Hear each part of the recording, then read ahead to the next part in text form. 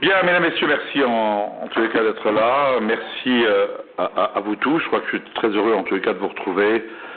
Cette 7e séance du Conseil municipal, je suis encore plus heureux finalement, bien évidemment, et vous en doutez bien, compte tenu des circonstances, de retrouver finalement le Yaya Temsani, qui entre-temps est devenu grand-père, et quelque part notre Benjamin du Conseil municipal, qui quelque part se sont promenés un vendredi soir, n'est-ce pas, au Stade de France. Donc je suis assez content de les revoir parmi nous et quelque part qu'il n'ait pas, en tous les cas, été victime de ce qu'on a connu. Alors, bien évidemment, avant de démarrer cette séance, je souhaite bien sûr une nouvelle fois marquer, en tous les cas, une pause de quelques minutes pour rendre hommage à tous ceux qui ont perdu la vie, à tous ceux quelque part qui se battent aujourd'hui pour la récupérer, à tout le personnel soignant, à tous les pompiers, à tous les policiers, les gendarmes, les douaniers, tous ceux qui quelque part, dans des moments très délicats, ont aussi montré à la fois finalement un petit peu leur savoir-faire. Alors bien évidemment, quand on dit il faut des moyens supplémentaires, le savoir-faire, c'est pas forcément la chose la plus facile. Quand la personne n'a pas l'habitude, c'est plus compliqué, et on sait tous, en tous les cas, les plus anciens, qu'il va falloir finalement demain vivre différemment. Vivre un peu avec l'œil attentif et avec l'oreille ouverte. Vivre quelque part dans un pays où il faut qu'on rétablisse cette sécurité pour le concitoyen. Et chacun, en ce qui le concerne, dans ce qui le concernera, devra finalement y travailler. Et je crois que c'est pas seulement une conscience des gouvernants, c'est aussi une conscience collective que nous devons avoir les uns et les autres pour faire finalement en sorte que ceux qui ont perdu leur vie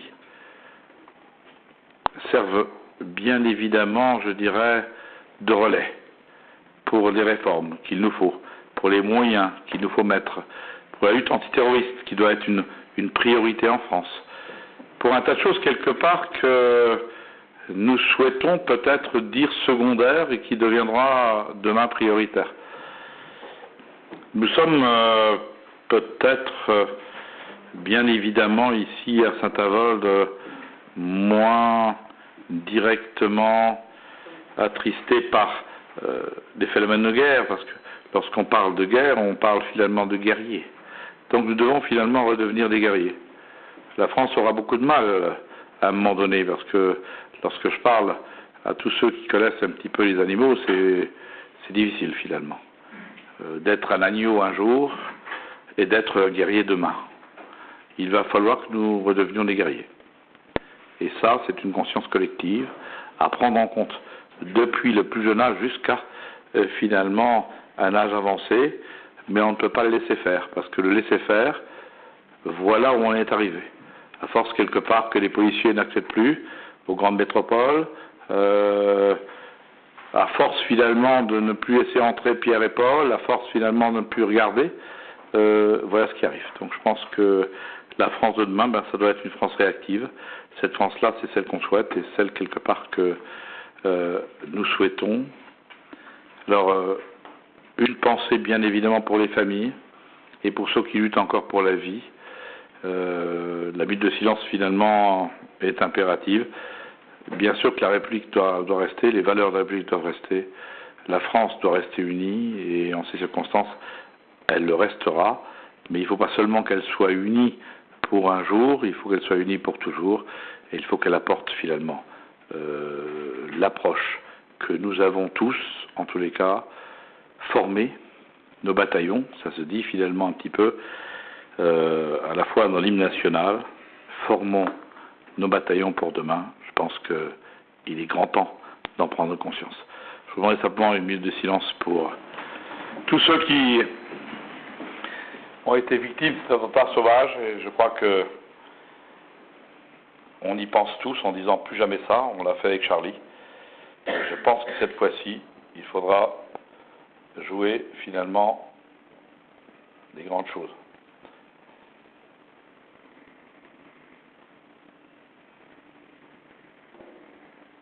Merci beaucoup. Bien, le corps étant un temps, évidemment, donc on commence. Je suis heureux bien sûr de vous retrouver. Ce qui est important de dire à nous dire, alors, sont ensemble M. Dinger, donne progression M. Temsani, Mme Elmerich à Mme Boisseneau, M. Wittmer à Mme Joho, elle est là, M. Kiffer à M. Steiner, Mme Salomowski,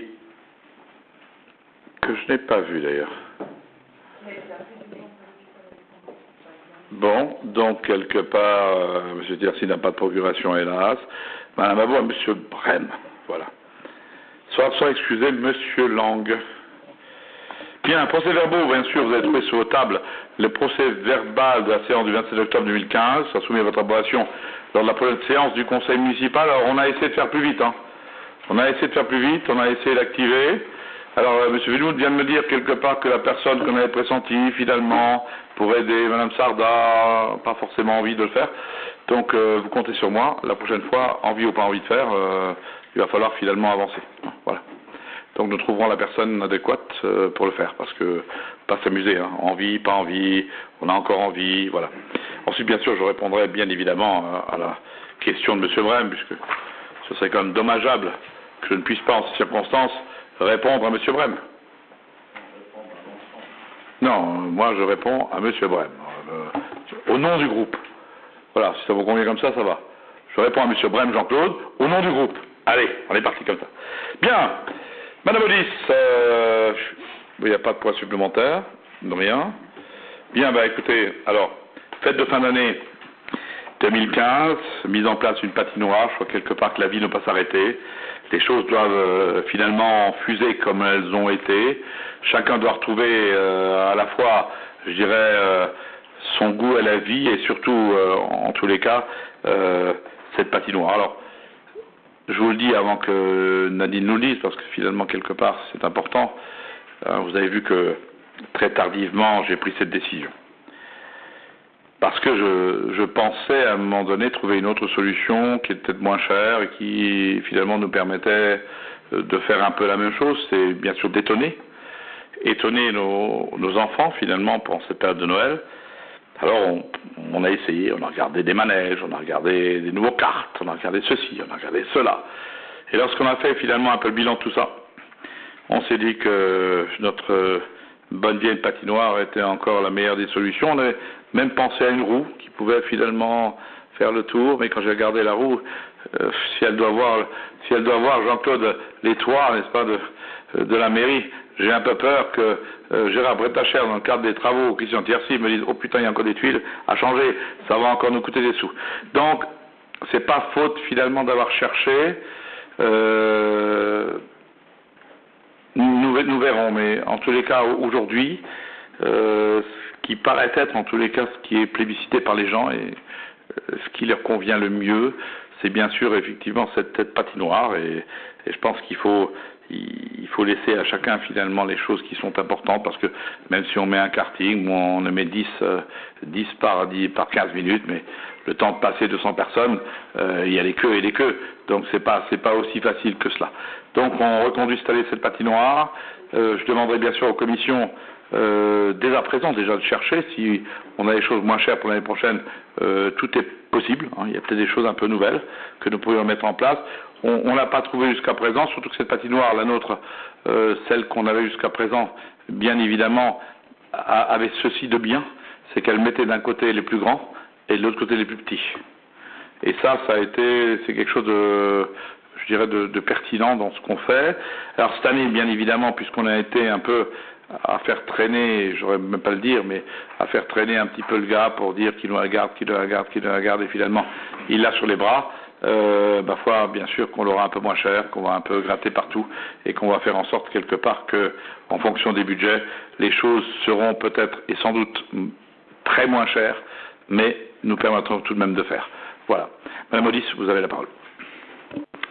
Merci, Monsieur le maire. En effet, à l'occasion donc de ces fêtes de fin d'année, la ville de Saint-Avold installera, comme à l'accoutumée, une patinoire ouverte au public du 5 au 27 décembre 2015 inclus, sur le parking du pensionnat. Cet événement attire chaque année un public considérable. L'an passé, elle a généré la visite de 22 514 patineurs. Celle-ci a les mêmes dimensions que les années passées. Elle sera installée par la société Satellite Ice pour un montant total de 61 000 € hors taxe. Bon, c'est la même société que les années passées. Elle est belge, voilà. On vérifiera finalement la proposition de l'équipe de montage, voilà. L'association des commerçants et artisans de Saint-Avold s'engage à verser à la ville une participation de 10 000 €. Compte tenu de ce qui précède, votre assemblée est appelée à approuver le principe d'un contrat de location, d'approuver le principe d'une convention entre la CASA et pour leur participation financière, d'autoriser monsieur le maire à signer les conventions à intervenir et bien sûr d'autoriser le paiement d'un acompte de 50% à l'installation définitive de la patinoire en inscrivant donc les crédits nécessaires pour la location comme ils sont indiqués sur la feuille suivante. Voilà, le solde sera à payer au terme de la manifestation et à prévoir sur le budget de l'exercice 2016. Y a-t-il des questions?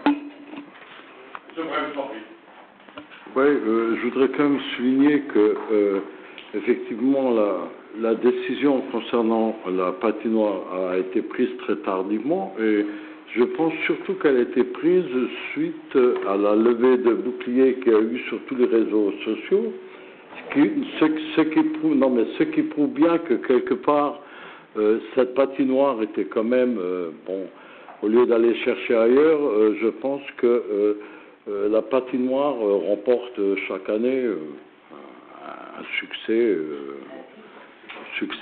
appréciable. Bon, et... oui. Non, bon, d'autres... La patinoire appartient finalement aux Navoriens. C'est quelque chose qu'ils souhaitaient pendant longtemps, mais il fallait être clair. La patinoire coûte aux Naboriens finalement 197 000 € par an. À un moment donné de l'histoire, compte tenu finalement de ce que nous verse l'État, il était tout à fait louable qu'on essaie de chercher une solution qui coûte moins cher. Et à partir de là, on a mené toutes les solutions et on a finalement tous travaillé, y compris la présidente des commerçants, sur une alternative, parce que vous savez, de ton temps, Jean-Claude, il y avait finalement une piste de ski, il y avait d'autres choses, quoi, quelque part, qui ont existé à Saint-Avold, qui ont aussi, à un moment donné, fait le buzz, qui ont aussi finalement fait des choses, et finalement on s'est évertué à chercher des solutions.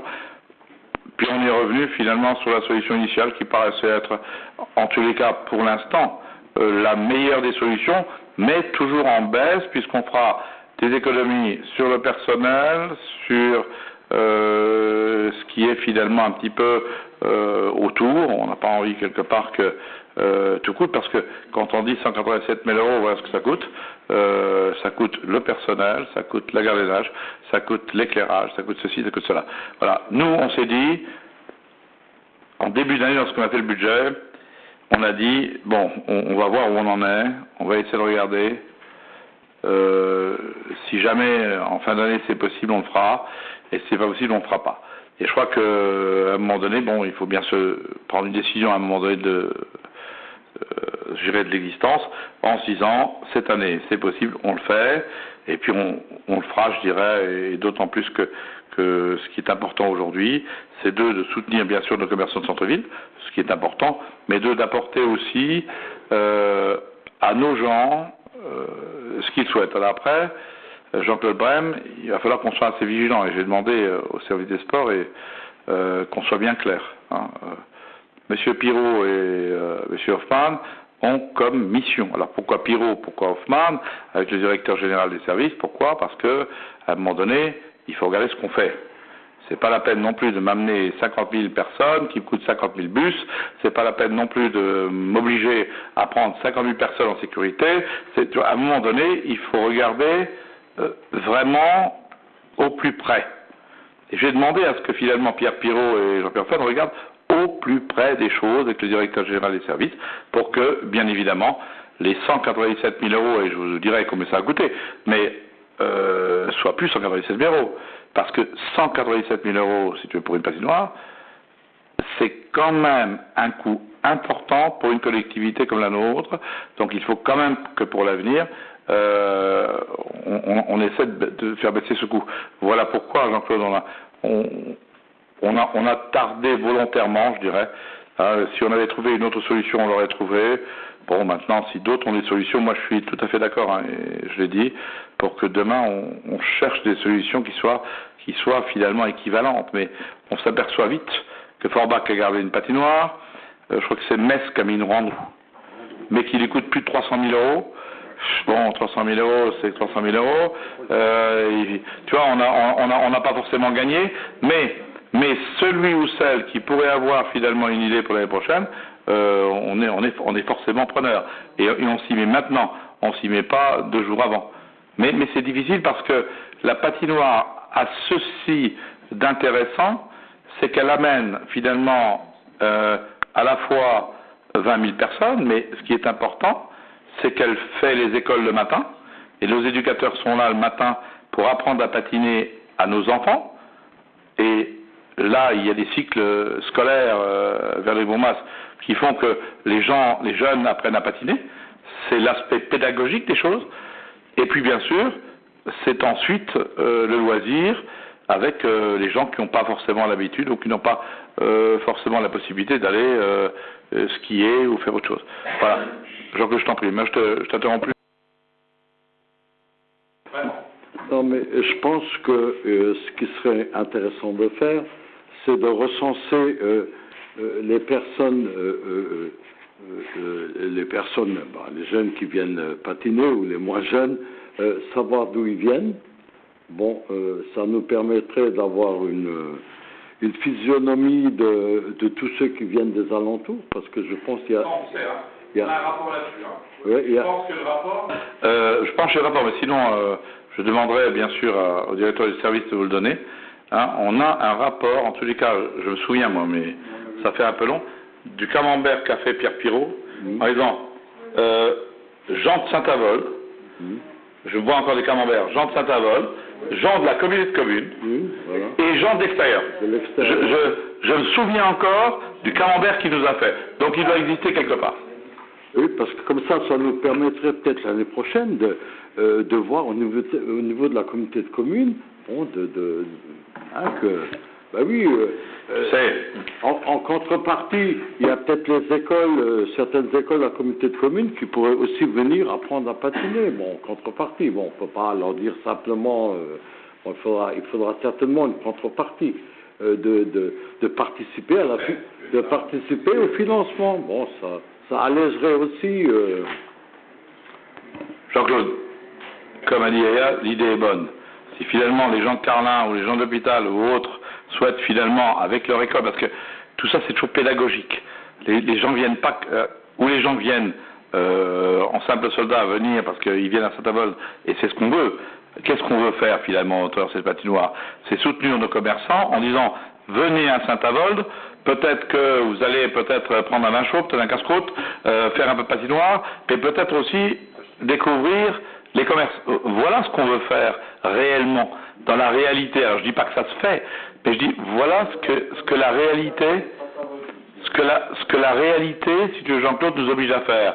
Après, bien évidemment, la communauté de communes qui patronne des salons, des choses comme ça, pourrait peut-être demain faire.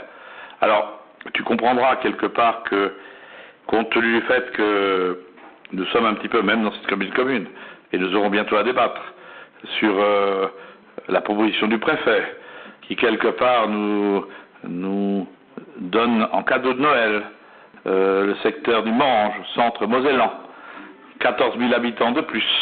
Donc tout ça maintenant, ça joue aussi dans la patinoire. Peut-être que les gens de Nantes viennent encore la patinoire ici, mais ce qui est important, je retiens quelque chose d'intéressant, c'est que bien évidemment, dans le cadre en tous les cas de ce que fait et de ce que font en tous les cas le personnel de chez Nadir 10, peut-être bien sûr qu'on peut accueillir, et avec plaisir, les classes de Carlin, les classes de l'hôpital, les classes de la chambre, qui n'ont peut-être pas l'occasion, dans le cadre de leur cursus scolaire, de faire du patin, mais là je répète, c'est toujours encore l'inspecteur avec les enseignants qui veulent ou ne veulent pas qui, quelque part, ont leur mot à dire. Tu vois, voilà.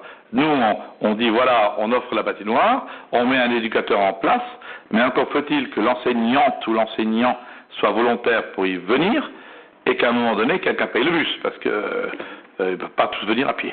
Hein, voilà. Mais c'est une bonne idée de dire que l'interco peut peut-être, à un moment donné, soutenir une patinoire comme elle a soutenu avec force, finalement, une piscine. Je suis assez d'accord. Maintenant, demain après-demain, il va falloir compter avec autre chose que 10 communes. Et ça va être plus compliqué à gérer. Ceci étant, peut-être moins compliqué qu'on ne pense. Mais l'idée n'est pas mauvaise. Parce qu'au niveau de Moselle-Est, entre Forbach Metz. Oui, mais Metz c'est loin. Hein. Je parle du secteur de Moselle-Est. Ouais. Bon, il y a 2 patinoires. Hein. Et vu la densité de la population. Oui, je suis d'accord. Je suis d'accord. Tu as raison en disant quelque part, essayons de voir avec les communes s'il n'y a pas une contribution qui pourrait finalement, bien évidemment, venir pour suppléer un petit peu. Je crois que c'est bien. Voilà.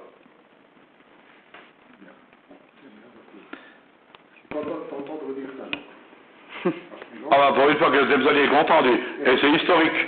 C'est historique. Mais c'est historique que M. Brem propose quelque chose qui tient. Mais Brem, c'est un mec sensé. Attends. Bien, Naline.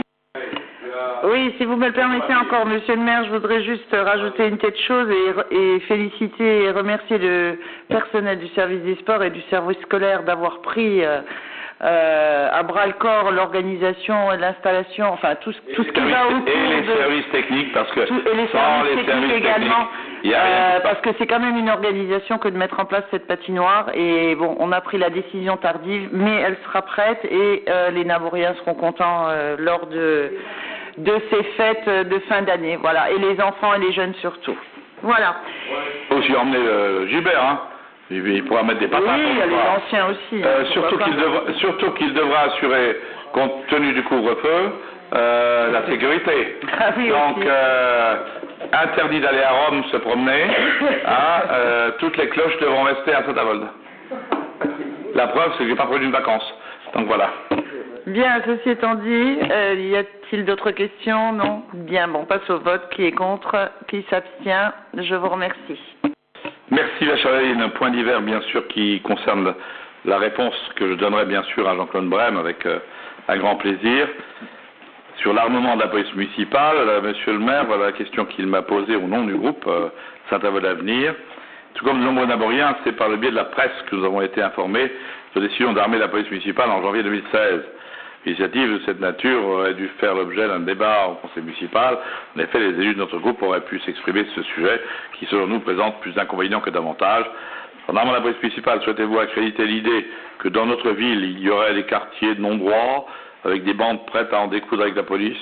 Ne craignez-vous pas que cette mesure ne dissuade les familles tentées par une installation dans notre ville? Par ailleurs, vous n'êtes pas sans savoir que certains agents ont des comportements qui ne sont pas compatibles avec leur mission. Les armées est un risque.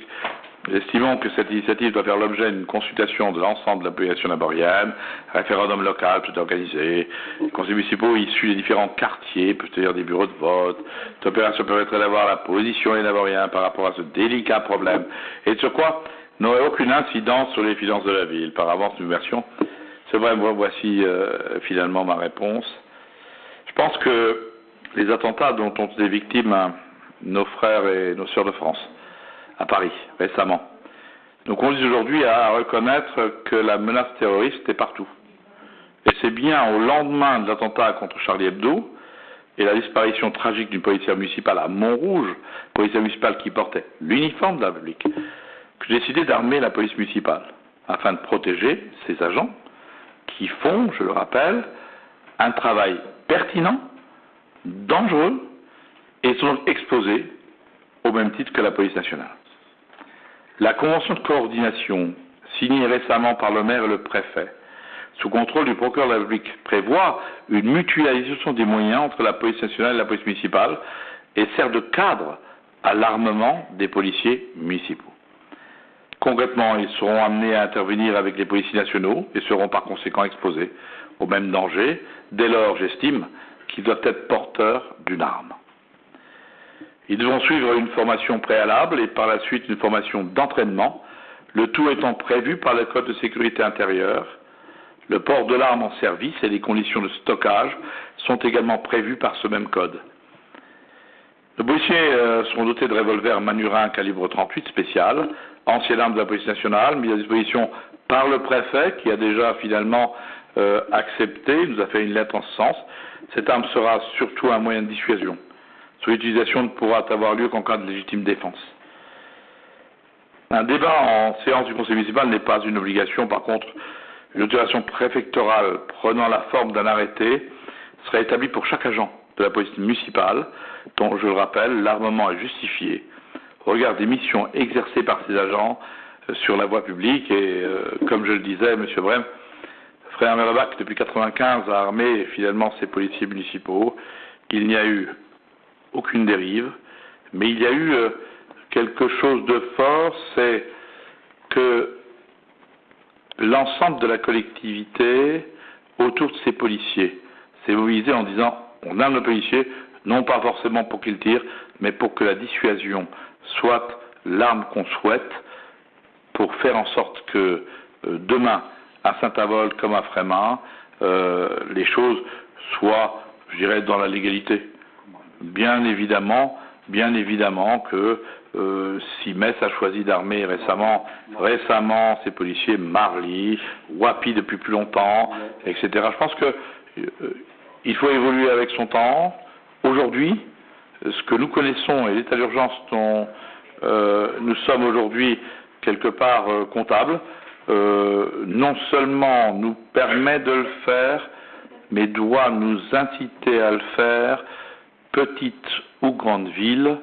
Il y a très souvent, M. Brem, des choses à remettre, je dirais, au goût du jour, et il faut qu'on réapprenne un peu à un tas de gens, à la fois le respect des valeurs de la France et le respect de ce qui est important dans le vivre ensemble.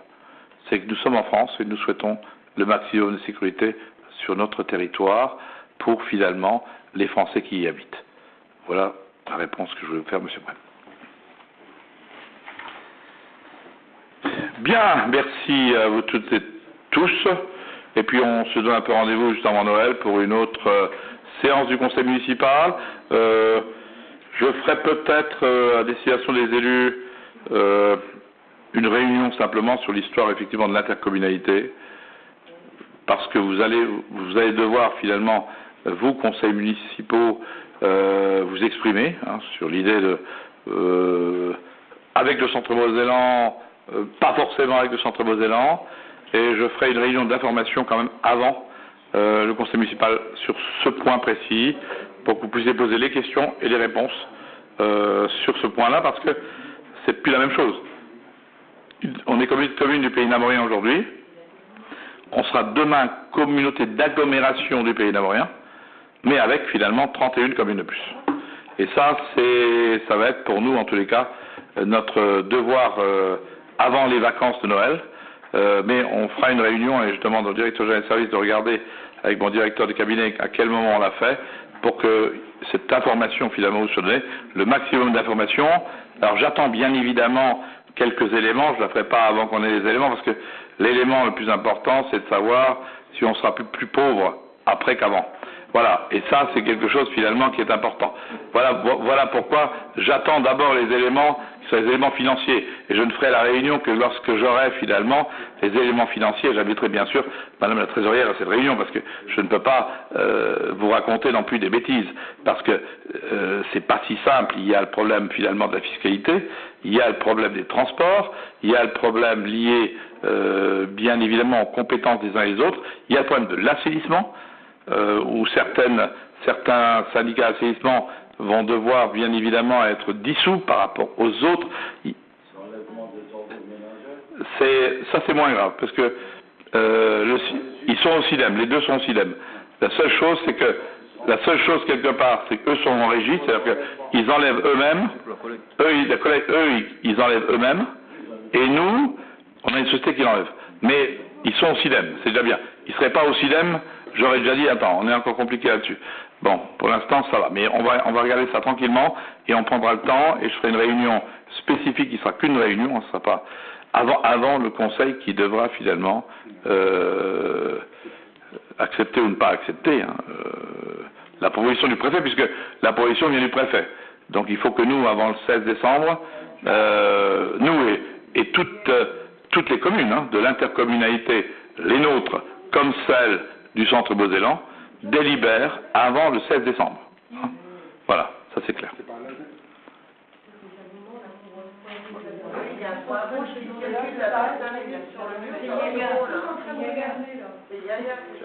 C'est mon stylo. Mais là, qu'est-ce que tu fous le bordel? C'est pas moi qui l'ai fait. Jean-Claude, tu vois qu'on était tranquille, il arrive, ça y est. Regarde. Il nous faut un truc, dis-moi. Regarde. Oui. On aura l'occasion d'en débattre au moment Oui. quand c'est la proposition du préfet, on n'est pas obligé de nous faire. Non, mais on est d'accord. Sachant quelque part, et je vous le rappellerai, sachant que quelque part, on est clair, sur, et je pense que vous l'avez eu, est-ce que tout le monde a eu tout le monde a eu. Alors, vous avez bien vu, le préfet propose quelque chose. Après, c'est la commission, non, il ne faut pas juste négocier du tout. Après, c'est la commission du schéma départemental qui, elle, doit donner son avis, soit finalement sur ce qui est là, soit sur quelque chose d'alternatif. Voilà. De toute façon, il faudra qu'on se marie ou les autres se marient. Voilà, mais le problème c'est comme ça. Et puis finalement, Morange, ou Morange il va à Volgemont, ou Morange il va à Frémin, ou il vient chez nous. Eux veulent globalement venir chez nous. La majorité des communes veulent venir chez nous. Bon. Ça va être de l'autre côté. Maintenant, nous, est-ce qu'on va les accepter? Ça, c'est autre chose. Mais en tous les cas, du côté morangeois, je peux vous dire que, je crois, plus de 30 communes, ou 30 sur 41, etc., veulent absolument venir chez nous. Donc, on a quand même une vraie force du côté un petit peu de Morange pour venir chez nous. Et nous, bon, on attend d'abord les résultats un petit peu de l'audit. Parce que si on est plus pauvre, ça va être difficile. Maintenant, si on n'est pas plus pauvre, ça va être aussi difficile de trouver un projet alternatif. Alors, je recevrai prochainement le maire de Guesselin, puisque le maire de Guesselin souhaite effectivement être entendu, donc je vais le voir pour voir un peu, parce que peut-être lui préférerait aller chez Folquemont, ce qui, moi, ne me gêne pas, puisque ce qui était important, c'est de dire, entre Morange et nous, c'est quand même beaucoup plus loin qu'entre Morange et Folquemont. Bon, ceci étant, on aura le temps de débattre, je mettrai 2 heures de débat pour ça. Mes services prépareront 2 heures pour ça et on regardera ça avec un PowerPoint qui est en train d'être mis en place, où on mettra tout en place, les fiscalités, le ceci, le cela, ce qui change pas, voilà, et ce qui nous permettra finalement d'avancer. Merci à toutes et tous d'être présents aujourd'hui, merci beaucoup.